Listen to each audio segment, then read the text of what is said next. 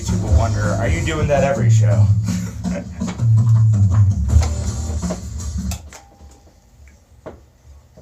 Ten seconds.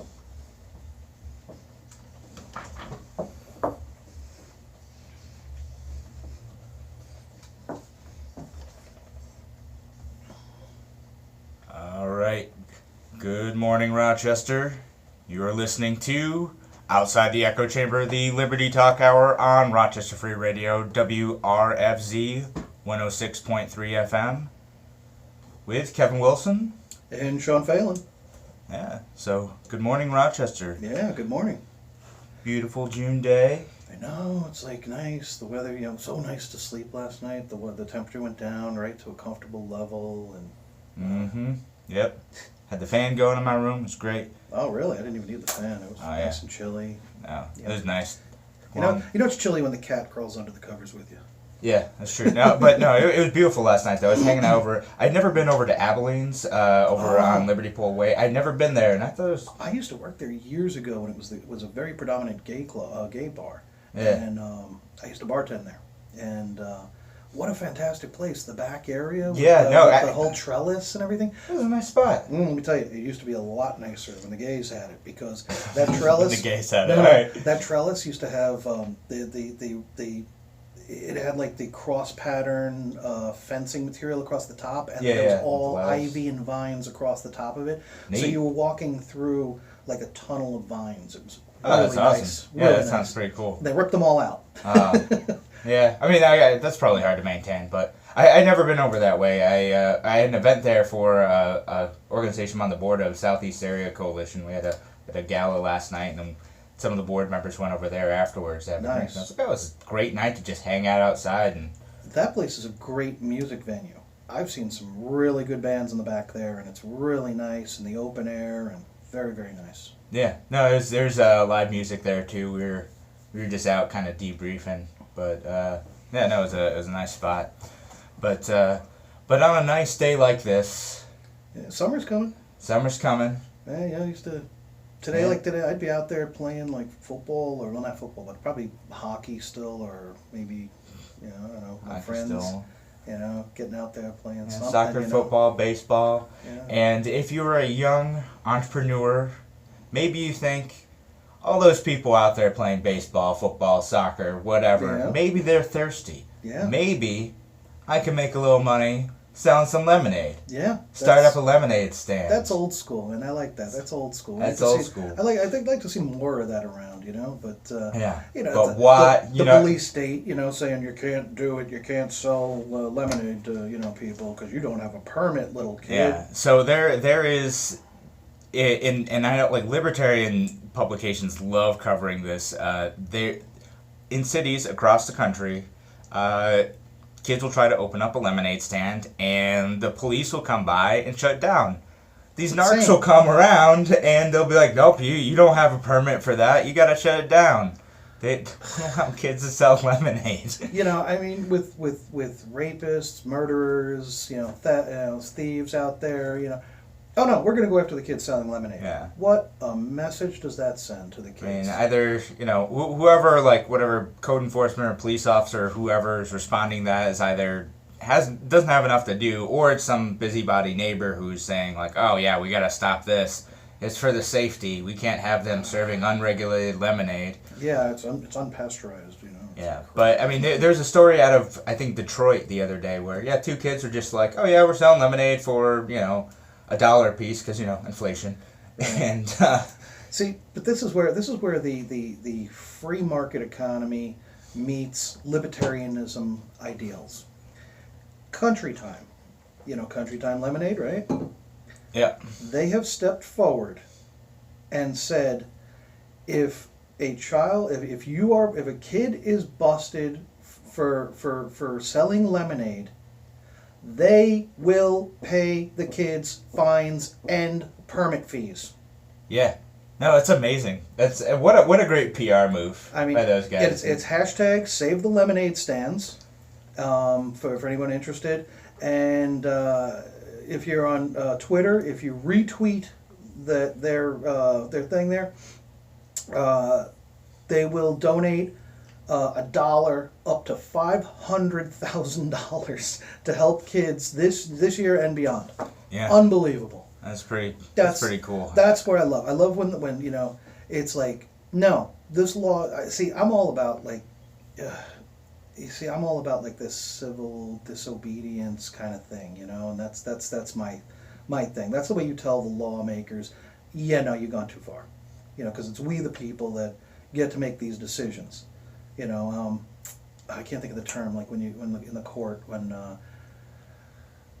what do they call that? When the jury gets to jury nullification. Jury nullification. Yeah. And for those of you who don't know what jury nullification is, it's basically when the jury gets together and goes, you know what, we've heard this case, and we don't really feel that a crime was committed. We're not saying he's innocent because he did do what he did, but it's not significant enough to be a crime. With these like lemonade stand things, it doesn't even make it that far. It's never going to a jury trial. It's just some judge who either says, "Oh yeah, no, technically they did break the law. All right, parents, you're gonna pay $500." Yeah, that's ridiculous. Or whatever. Like sometimes, like even with like a ticket type of thing, it might not even go that far. Right, like $20. Even if it's a $20 ticket, I mean, it's just the principle of it. But this is Country Time saying, you know what, screw you. This law is unjust. It's little kids. I'm sure they're doing it for kids under 12. Yeah, right. I mean, this isn't like me going out and starting up a lemonade stand on Main Street and being like, I'm going to sell lemonade, and no one's going to find that cute. No one's going to care.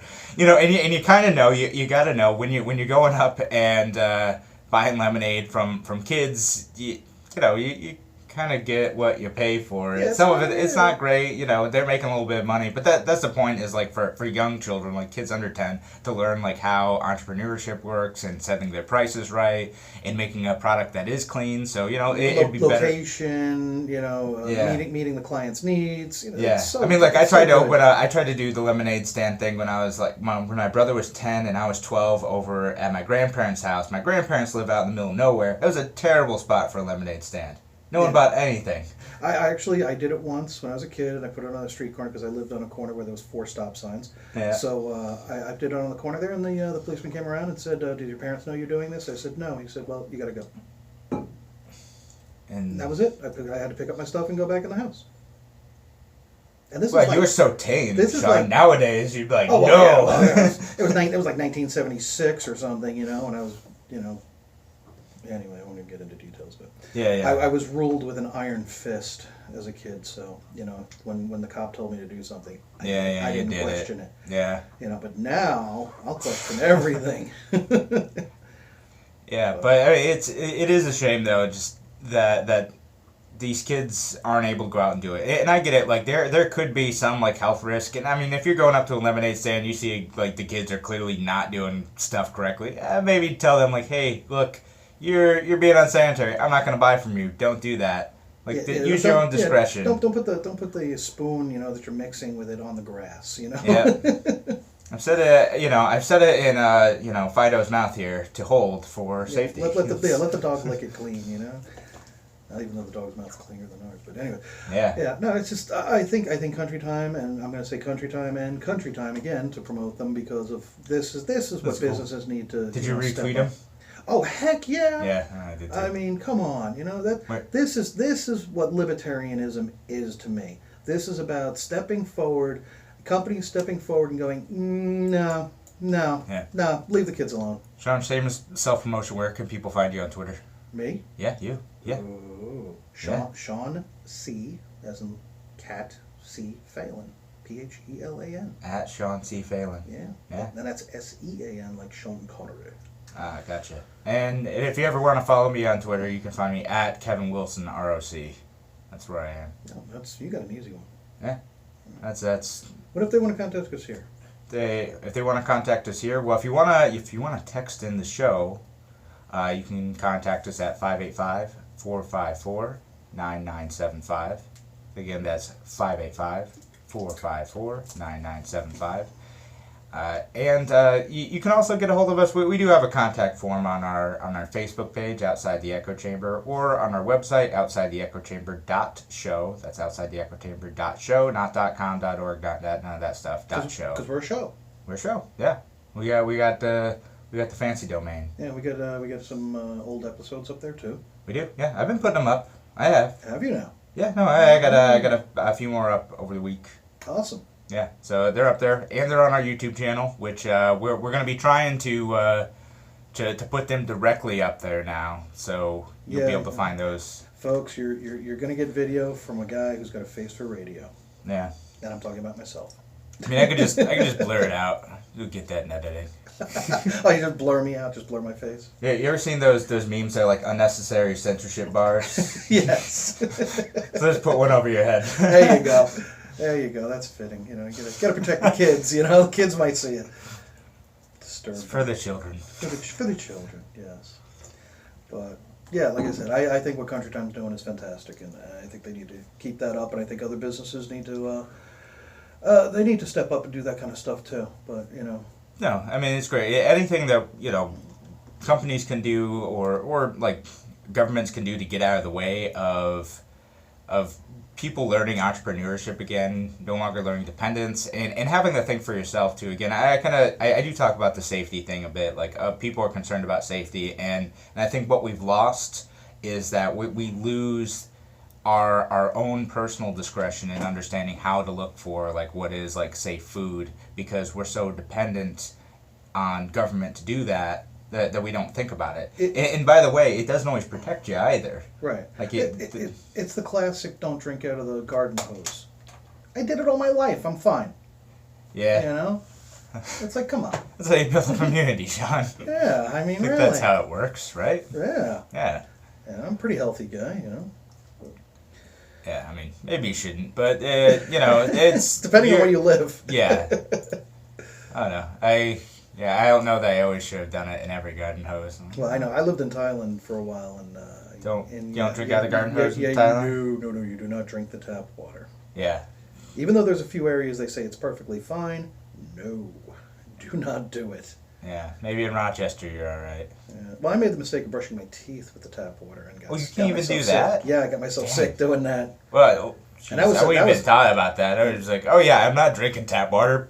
And that was a sickness that, like, let me tell you. I can see that. Yeah. Oh man. Yeah, and I don't want to go through that again, but. Yeesh. Well, there's a lot of stuff going on right now, and I mean, between Trump, international stuff that I found out this week. I don't even know where to begin with all this. It's so much. There's North Korea. There's a whole bunch of things going on. Oh, did you? This is more of a fun story. Did you catch the? There's Kim Jong Un apparently loves McDonald's. Apparently has it flown into his country all the time. He loves McDonald's. And so does Trump. So does Trump. So Trump and Kim can bond over their mutual love of McDonald's. And in fact... So if McDonald's was smart, they'd pay for the Singapore Summit. Yeah. Singapore Summit sponsored by McDonald's. Yes, see, that's peak capitalism. World peace from McDonald's. Peak capitalism.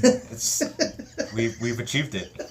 That's... Yeah, world peace sponsored by McDonald's. Well, if you could take capitalism and turn it into world peace, I'm not against that. So it isn't the first time something like that's happened though, because like one of his North Korea's things that they said they would be open to, and really it sounds like what they want is to have McDonald's come into their country. Mm-hmm. And it's like one of the most infamous... Served by Dennis Rodman. Why not? It's cherry on top. He's invited to this thing. Yeah, he is. Yeah, Dennis Rodman promoting world peace. Could you imagine in the 90s if I said, Dennis Rodman's going to save the world someday? They'd lock me up. Yeah, Dennis Rodman and Donald Trump are going to... Save the world. And end the war in North Korea. Yeah, they'd give me some meds and send me away. Yeah. That was a strange concept, but following the Cold War, like McDonald's played a role in that, because one of the most infamous events in world history was, well, not infamous, but one of the most interesting post Cold War events was the opening of McDonald's in Moscow. Yeah. And there's lines for miles. Yeah. If you see the photo of it, is a total mob scene. Because people were excited to have McDonald's in their country. And that was kind of a sign this is them really opening up to the West. You could say the same thing about Chick-fil-A. Chick-fil-A. I mean, I couldn't believe these people out there waiting. Oh, out in Greece? Oh, Oh, for miles, yeah. No, it's Yeah. like it would totally back up. It's not, Whatever it's Ridge not Road. that good. It's okay. Yeah. Yeah, it's I've had it once or twice, but that's it. yeah. No, it's all right. I like their waffle fries. Yeah. They're I don't I have not been to the But, you know, Chick-fil-A in the Rochester I area. will. yet. I will not. I will not eat a Chick-fil-A. Yeah, I that's will not eat there at all because that is a company that mixes religion and food. Sorry, wrong answer. no. I'm done. I mean with that's the South making cultural Mhm. bridges to the North. It's Mhm. Chick-fil-A. Yeah, but it's funny you don't see like you don't see like a Jewish Burger King going shalom. I mean. But, I mean, but all these Christians, maybe. Christians can do whatever they want because they think this is a Christian country. well, Read a history book, people, especially one written by Thomas Jefferson. You'll find out the truth.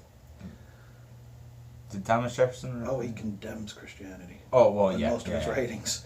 Oh, he says something about it being the worst evil ever laid upon man. Yeah. Citation needed.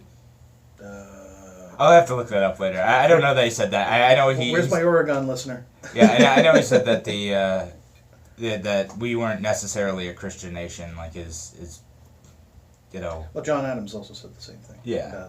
He said that. and like Benjamin Franklin was like definitely not exactly Christian. He was something slightly different. And Yeah, well, I would be too if I went to France and I was getting it all the time from all these beautiful you had to French have socialites. something to justify. He was a regular stud muffin over there. Yeah, that he was. Ben Franklin. Good he for was him. just getting around. And he played up the whole like coonskin hat, American frontiersman thing to them, and they just ate it up.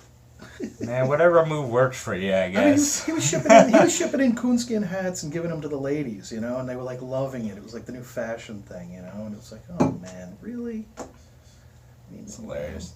When do I get to find my angle on the ladies? Have you tried coonskin hats? I haven't. And I Well, should. see, there's your problem. You don't have moves like Ben Franklin, and you gotta try that angle. Yeah, If you know what I think it is. I think you just gotta you gotta fly the kite, risk electrocution. Women love it when you risk your life, so maybe that's Is it. that it? I don't know. Go fly a kite in a rainstorm. Yeah. Yeah, I mean, I'm 50 years old. I'm not married, so hey, I gotta do something. Yeah, I don't know. I don't know if that one's gonna work anymore, but I could do it from the top of the bridge or something. yeah, No, but you would get a reaction. I'd get arrested. You know why? I'd be flying a kite on the bridge without a permit. No, probably. People are gonna think you're nuts. You're just like, oh look, I'll fly a kite in a rainstorm. I'm repeating Ben Franklin's experiment. And they're gonna be like, the heck you are. Yeah. Get over here, man. I'm insulated, I tell you. Yep, no, they ain't gonna buy that one. Anyway, ay. But yeah, I guess the point is, McDonald's is saving the world. Mm. And if they can negotiate, like McDonald's, if you're listening to this, I know you are, if it takes bringing back like the McRib full time, Oh, yuck. to bring world peace, Yuck. I went to McDonald's last night, and it's funny, enough. And I had the quarter pounder with cheese. It doesn't taste the same. They did something. did they? Yeah. I mean, maybe it was just No, they told me straight out that they changed the type of burgers. They say they don't use frozen meat anymore. Yada yada. Did they? A bunch of Yeah. things. Yeah. So I was like, oh yeah, I was wondering why it didn't taste the same. But oh, yeah, it's interesting. I had worked at McDonald's like about 12 really? years ago. Yeah, no, I worked at McDonald's. Oh, Yeah, I didn't like it all that much because they'd give me like stupid 2-hour shifts because I was 16 at the time when I was working there, and I'd go there and make the burgers, and I don't know, it was greasy. I was working the grill. Mhm. Felt like I needed a shield because there's so much grease. I worked. And it's fine. Like they followed, everything was like clean, and we made good product, but I just didn't like that part of it. I worked 2 weeks at a fast food place, and just a local owned place. And they had me working the fryer, and it was really weird, man. It's like just inhaling the grease fumes. Like I didn't eat the whole day. Yeah. I went like 2 weeks. I ate like maybe 3-4 meals in 2 weeks. You just absorb it from osmosis. Yeah, weird. I was just like, "Grr." And I was like, I can't do this. This is not healthy. But No, I mean, I thought that was fun. I like working at Annie Ann's better. I worked at Annie Ann's for like 2.5 years, eating them pretzels. Ah, so good. Oh, that. Yeah. That was my jam. We don't have those downstate, man. No, you totally do. Oh, I didn't see them. Never saw them. Never Yeah. saw one until I came up here. Yeah, no, because I know they do because the guy who owned the Annie Ann's I worked at owned like 5 of them downstate. And they all made way more money. You know what we have downstate that I wish we had up here is All American Burger. If anybody's from Long Island and Massapequa area, you know All American Burger. And they also got one out in L.A. Yeah. Fast Times at Ridgemont High, I think was how they mentioned it. Word. So all right, we can take a break, or yeah, let's take a break. Let's. We got serious stuff to talk about later. Yeah, we do. Yeah, we're joking around about. I mean, McDonald's is serious business. That's. Yeah. And lemonades. It's serious to those kids. All right, but we'll take a break and we'll be back in just a few minutes. Yeah. See if I'm playing. 6.3. Yeah. We'll be back in just a few. Johnny Cash again. What are you trying to keep the listeners from the last hour? What's it? You trying to keep the listeners from the last hour? There's like a hairpin or something in here. What? It's like a pin or something in here. I don't know. It's still able to move up, and we're on camera too. We're still recording, unless I feel like editing this out, which I won't. Right. I am too lazy to do that. Probably a magnet. Pick that thing out of there. Does that kind of screw up our board? I don't know. I don't know. We're gonna post this. Someone's gonna tell us later what we're doing wrong. You can see the boards here, and you can see me like fumbling around with them.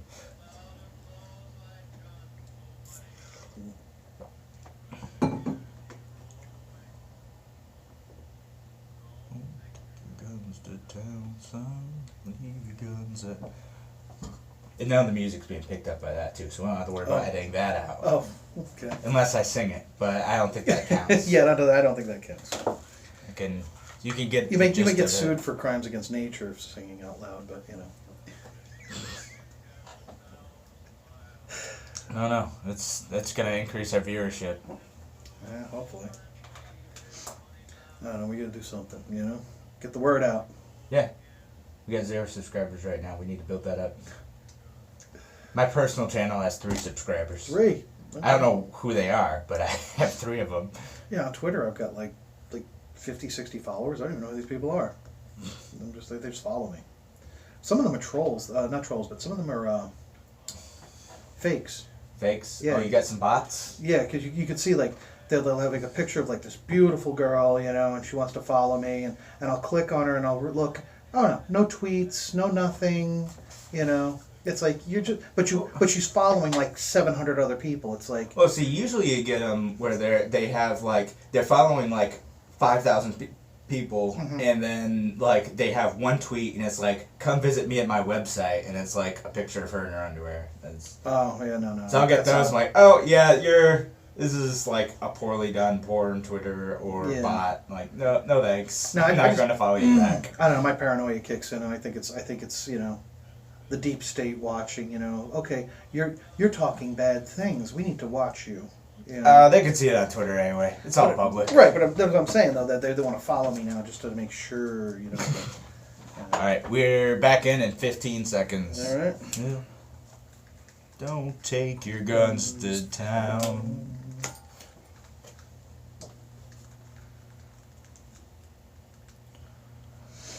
All right, welcome back. You're listening to Outside the Echo Chamber on Rochester Free Radio, WRFZ 106.3 FM. It's the Liberty Talk Hour with Kevin Wilson and Sean Phelan. And I guess we're going to move on to some more serious stuff, like, you want to talk about how Canada is our enemy now? Yeah, apparently... blaming Canada? Yeah, Trump... well, first of all, the tariff. And, Right.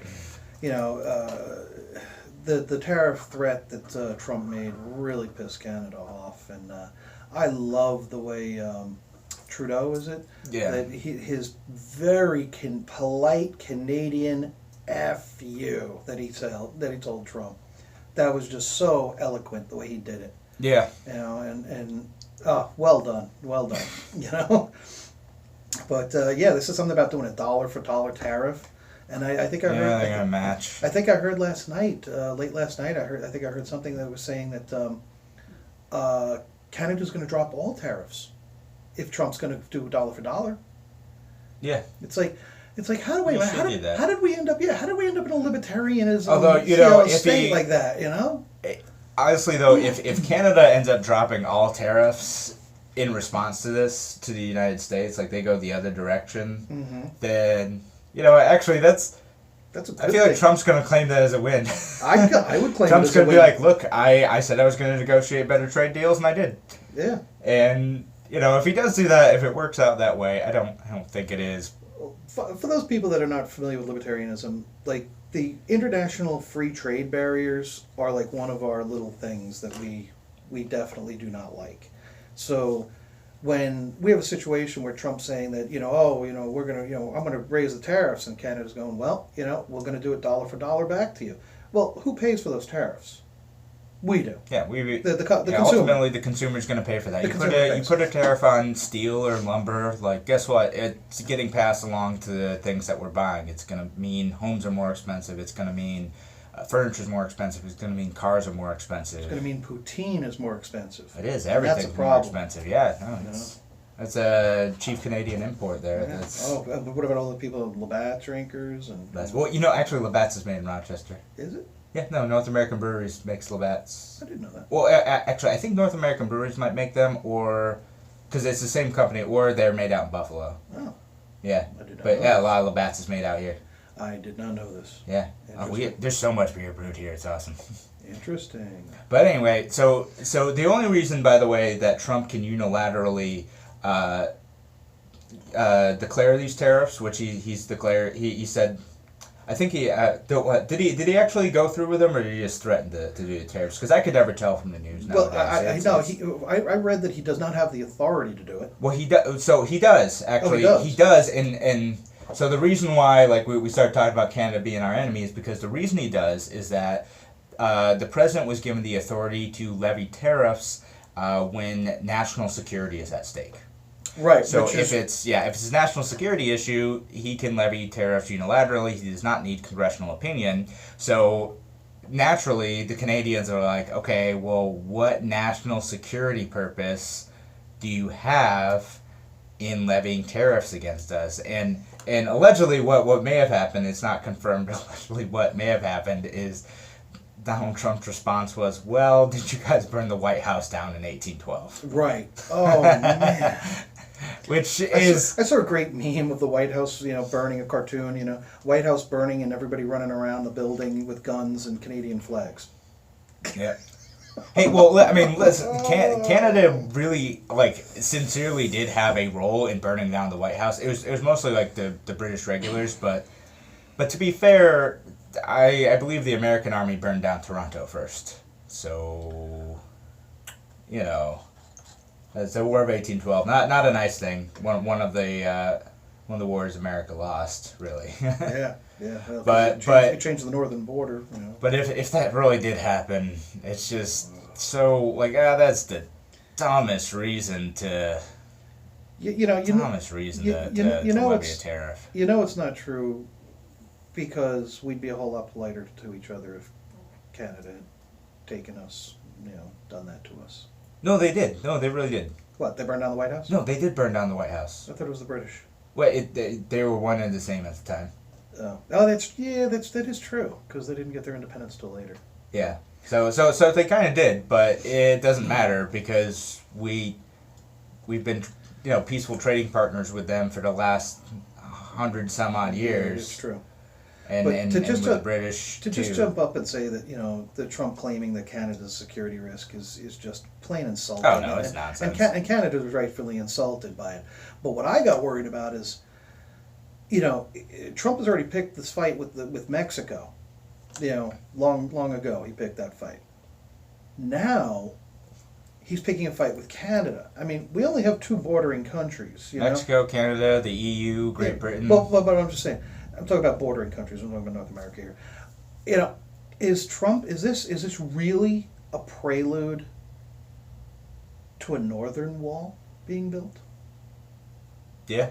Is he really going to push We need an ice wall, like in An ice wall. yeah, like in Game of Thrones. Like we Look, need we the need free we're keeping the free folk, the redheads. No, no, no, no, yeah no. all the free folk gonna go live in Canada, No, no. north of the wall. Yeah. Yep. And so we gotta keep them out, like in that South Park episode. Do you see that? Canada. Yeah. But It's like, yeah, this is like watching a bad episode of South Park. I'm waiting for Ike to get all upset. yeah, but the all these trade barriers going up against friendly nations, and or at least they seem like they're moving forward now, and it's moving beyond just whatever random thought comes to the president's mind. It causes real damages, and in fact, like even him going out and just like, even if he doesn't mean it, going out and saying he's going to do tariffs can cause significant damage to the economy, because investors start saying like, oh well, if tariffs are going up, maybe now it's not a good time to invest in auto companies, and that hurts Ford's ability to, bring in capital for stock, Right. right, or raise money for plants. It becomes a riskier venture because they know that car prices are going to go up. Well, I think I think what we're going through is a serious economic bubble that's going to pop soon, and it's going to be ugly when it does pop. And I think shaking up, I think letting it happen naturally is probably in the best interest of the country, but to force it through shaking up tariffs and shaking up international trade, I think that's very, very dangerous what he's trying to do. No, I mean, we tried that in the 1930s with the Smoot-Hawley tariff, and it ended up really damaging relations with a lot of other countries, like Japan. Oh yeah. And it ended up like spurring a lot of nationalism. And we're seeing the same thing happening in Europe right now too, and that could get pretty dangerous really quick. Did you hear about the U.S. ambassador to Germany, this guy Richard Grinnell? No, I didn't really hear about that. Well, tell me about that. Okay. I don't know squat All about right, it. I have a German friend, and I speak with him nearly every day, and he was informing me that there is a rise of the far left in Germany. There's actually a rise of I don't want to say Nazism, but same people, and that it's a I guess it's a knee-jerk reaction to the Muslim invasion that they're facing. The far left or the far right? I'm sorry, I wrote far left. I don't know. Yeah. I'm sorry, far I left. I mean, sort of, like a lot of them are socialists, but Anyway, yeah. So he turns around and he actually, I mean, you're starting to get like this whole like Nazism, agenda starting to rise in Germany. This nationalistic rise in Germany, and he's condoned it. He condoned it in a speech. He said it was a good thing. He said it should happen. yeah. It's like, wait a minute, you want Nazi Germany again, dude? Yeah. You really need. Well, I mean, Germany. It's an interesting situation, just because like they've had like this really toned down nationalism for a long time, because like they kind of felt like they maybe rightfully so, that they should be ashamed of their history in the 20th century.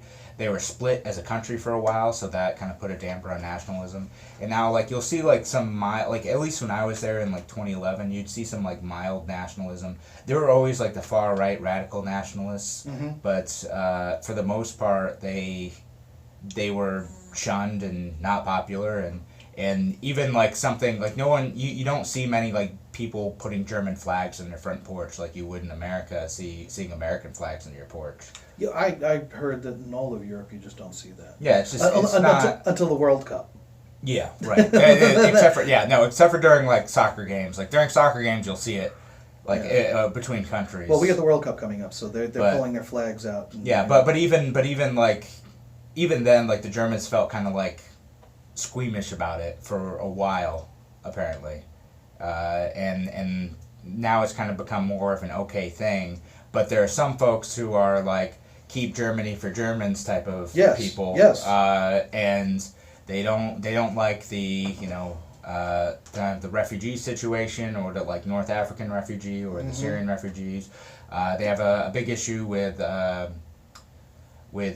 Turkish migrant workers over there, because Turkey's kind of a weird, like they're they're sort of in the like EU. They sort of were for a while, and then they're sort of not, and they have migrant workers over there. But if you talk to them over in Germany, a lot of them like do not consider, even if they've been there for 3-4 generations, they're like, no, those aren't real Germans. Mm-hmm. And actually getting citizenship for them is nearly impossible, even generations out, which is interesting. So I mean, like the way they talk about like Turkish workers is similar to how like Americans might talk about like Mexican migrant laborers. Right. It's basically the equivalent to that. But it's the nationalism coming up in Europe, like in Italy, it's becoming a big thing too. Like they just got like a nationalist finance minister who's talking about like pulling out of the euro. Mm. Yeah, that's great, walking around with like 50,000 lira in your pocket again. Yeah, right. So, I mean, there are pros and cons to doing that, but, like, their reasonings why are... I worry it can lead to, like, some dark stuff. Like, it's the same thing. Like, a lot of libertarians are really supportive of the Brexit move. Mm-hmm. But I worry that some of the reasons why are, like, signs of, like, growing nationalist sentiment that could be really dangerous and destructive. Because, like, okay... if I were in Britain, I'd probably agree. I don't want to be under the yoke of EU like BS regulations. Right. But a lot of the reasons, especially when your pound is stronger than the euro. Exactly. But a lot of the reasons, some of the reasons that people didn't want to do it were because they legitimately didn't believe in free trade, free migration, and a lot of it's like we want to stop like these, basically Muslim people from coming in the country, which they believed was far greater than are actually the case.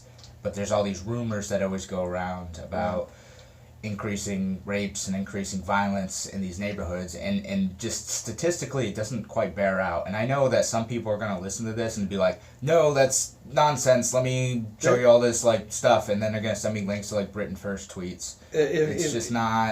It's not as big as people think it is. If my German friend is correct,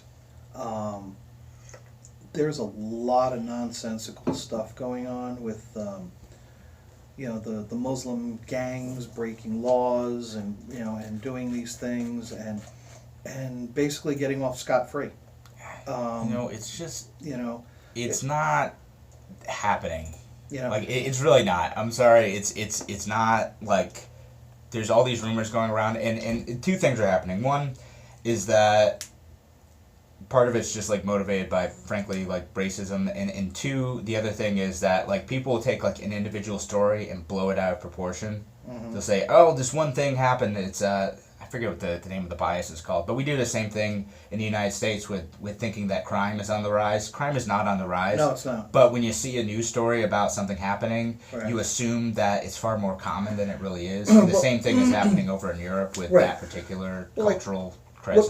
What I was referring to was simply like there was a case, and I don't remember all the details exactly, but something to the effect of some Muslim immigrant came from Iraq or something, and came over to Germany with like 8 family members or something, and he ended up like raping and killing some 11-year-old girl, and then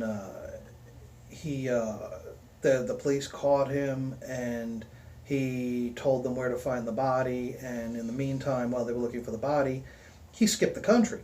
He somehow got some special passport without actually having a passport, and somehow got his entire family on a plane, went to Iraq, where he did something stupid over there, got arrested, and then the Germans were like, yeah, you need to send him back, he's wanted for murder here, and they were like, no, we can't send him back because the death penalty, and it was like, wait, what? Yeah, it's like, come on, really? It's just like they wouldn't extradite him because they're afraid that they're going to kill him or something. It's like, what? Yeah, I mean, right. This just craziness. I mean, it's like it's like the whole situation. It's like people are abusing the loopholes in our laws and hiding behind. It's like, it's like. I mean, I think that's Yeah. I mean, it sounds like a particularly strange case because the EU has human rights protections against, like, Right. we're not going to allow someone to leave the country if they're going to be killed, so they can petition for refugee status. Even if they've Exactly. committed a crime, Exactly. we will punish them for the crimes here, but we're not going to ship them out to definitely die. Yeah, but not one. The thing is like, this is what kills me. Not one of those 8 people in the family had a passport, but yet they were all allowed to leave the country. Back to Iraq. Somewhere. I don't know. I think it was Iraq. Did we Snopes it, Sean? You know Did we what? look that up on Snopes? You know what? Yeah. 'Cause, Yeah, we'll do it on break. Yeah, because I mean, I have my phone going. We're recording this show there. I can't look it up, but a lot of these times there's mitigating factors, and that's the hard part. Is like with these stories, there tends to be like a kernel of truth to them.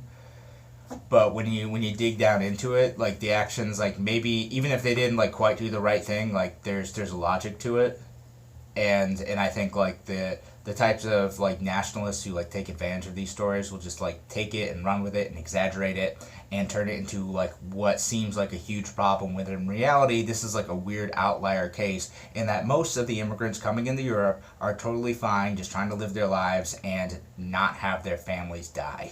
Like that's what most people are coming in and trying to do. They're just Right. trying to live a peaceful life and participate in the economy and be Right. fine. And these cultural warriors on the nationalist side are like, oh, they're ruining our country. No, they're just trying to be themselves. When you take any group of people and you bring a group of people, any group of people, you're going to have your really good people, and then you're going to have your scumbags. yeah. There's always going to be a handful of a-holes in every bunch, and it's the a-holes that are ruining it for the rest of them. They are. Should we take another quick break? Sure. I got something that's local that's really, I found out this week. I just found out the other day, and boy, it's got a bug up my butt. Let me tell you. Oh, well, we will talk about the bug up your butt after this break. You're listening to Outside the Echo Chamber on Rochester Free Radio, WRFZ 106.3 FM. We'll be back in just a few minutes.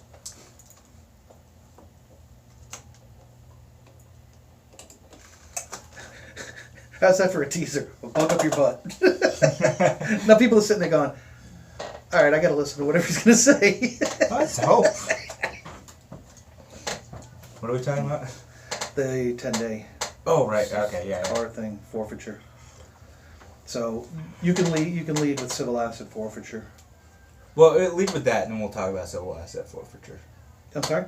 Well, lead with that. Lead with that yeah. and turn, okay, yeah. Yeah, so talk about your thing. Okay.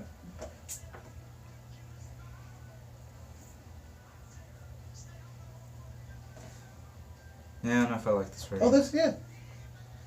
Who's doing this? This is Thin Lizzy. Really? Yeah. Oh, okay. Yeah, it sounds like a weird. Cause I like the Metallica version of it. Of course. Yeah. We're playing Whiskey in a Jar of the radio. That's Yeah. you guys can't hear that, so we're just talking about something that we're making great video here, Sean. Oh, yeah. Forgot we're on video. But, yeah, the guy that came in earlier before we started the show, I was like, uh-oh, what's going on here? I was like, uh-oh, he wants to have a word with the libertarians. Because the way he stormed in, I was like, oh, no. Yeah. Forgot his shirt. No, we ain't caused too much trouble. So did Metallica write this song? No, it's an old Irish song. Oh, okay. No, I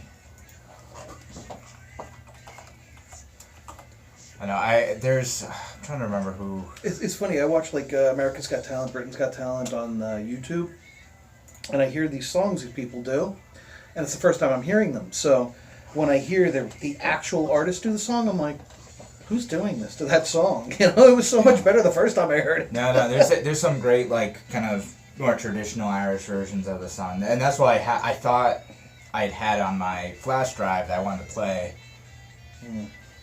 but so.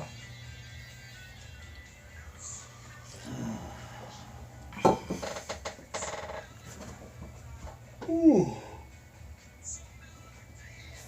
Stand up for a second. Ooh. Ah.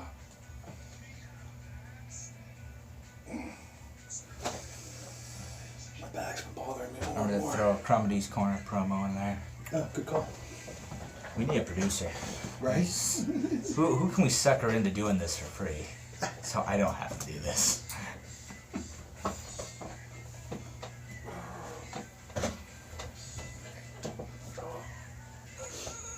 Okay, we're coming back in 20 seconds. Well, actually no, and then there's a promo after, so. Tease. Yeah.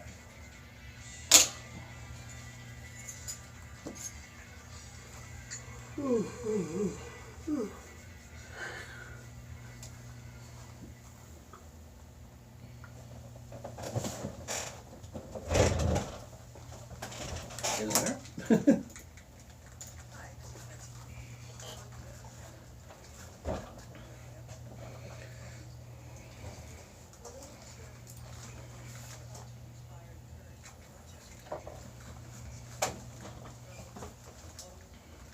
I don't know, it seems a little loud to me. It's like some I don't know if it's like the headphones or are we broadcasting loud? It's broadcasting loud.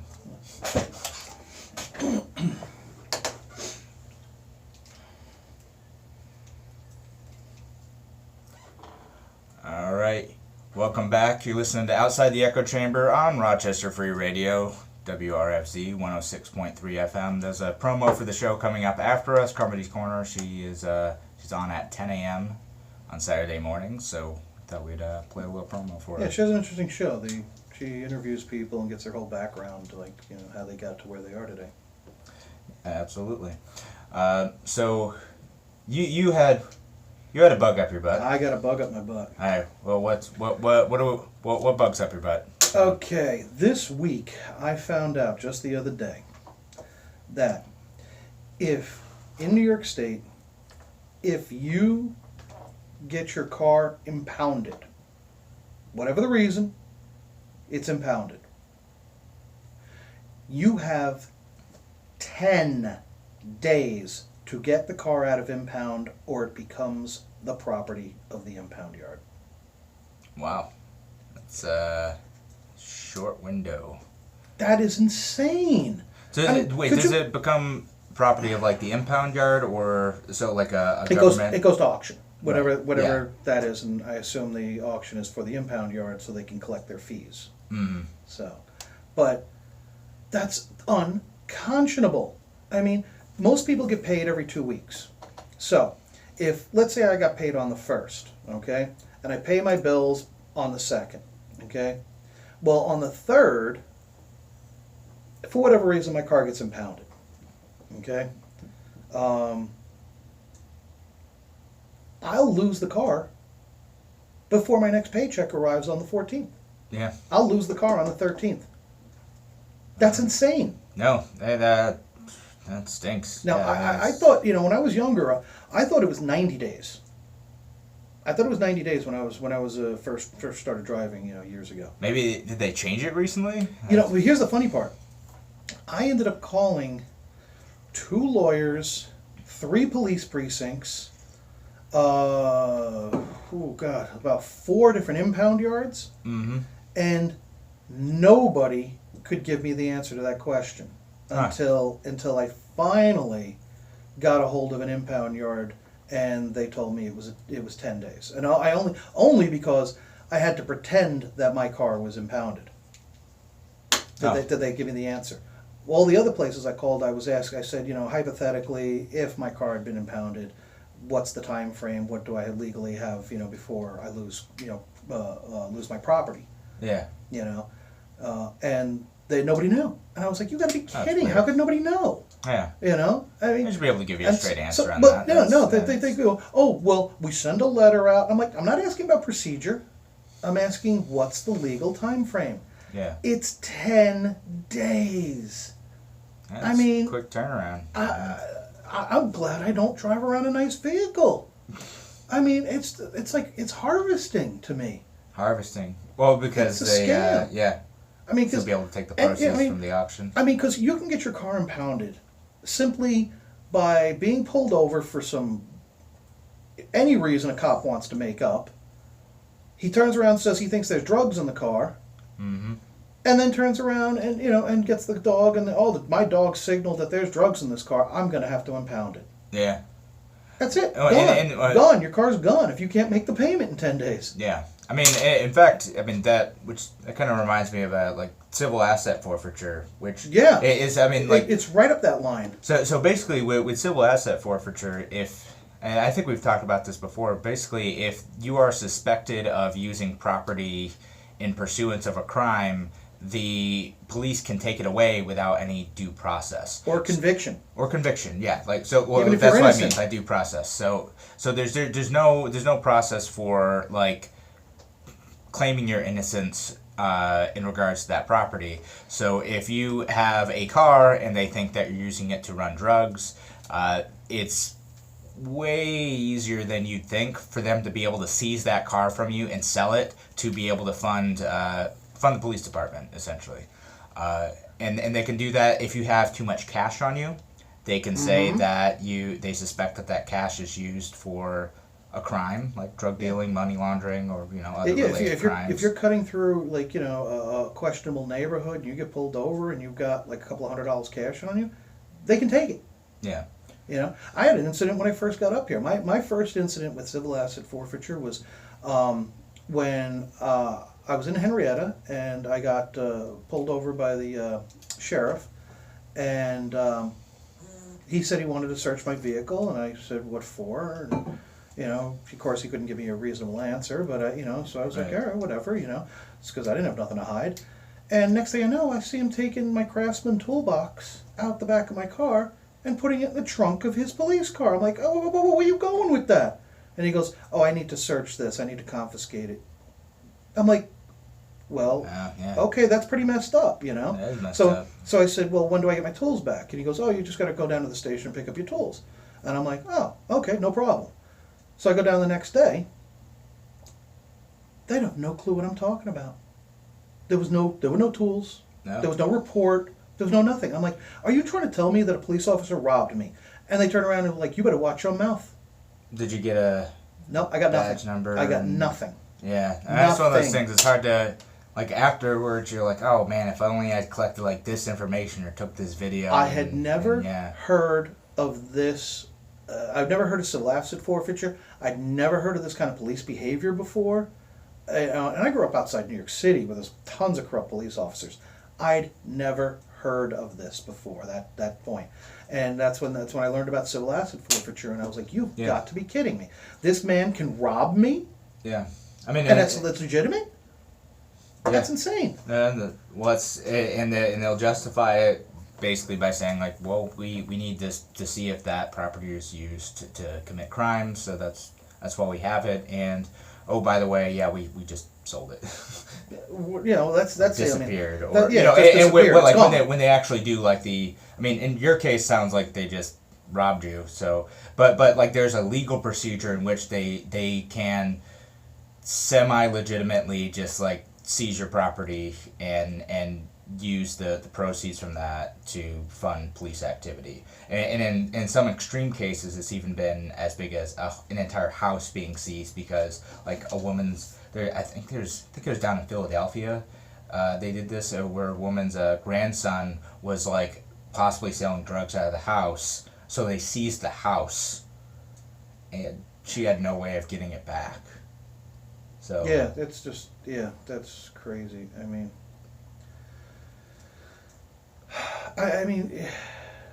how can I'm sorry, as a libertarian, that just bites me in the butt. It's just like, how can robbery be legal? Well, because it's the government doing it.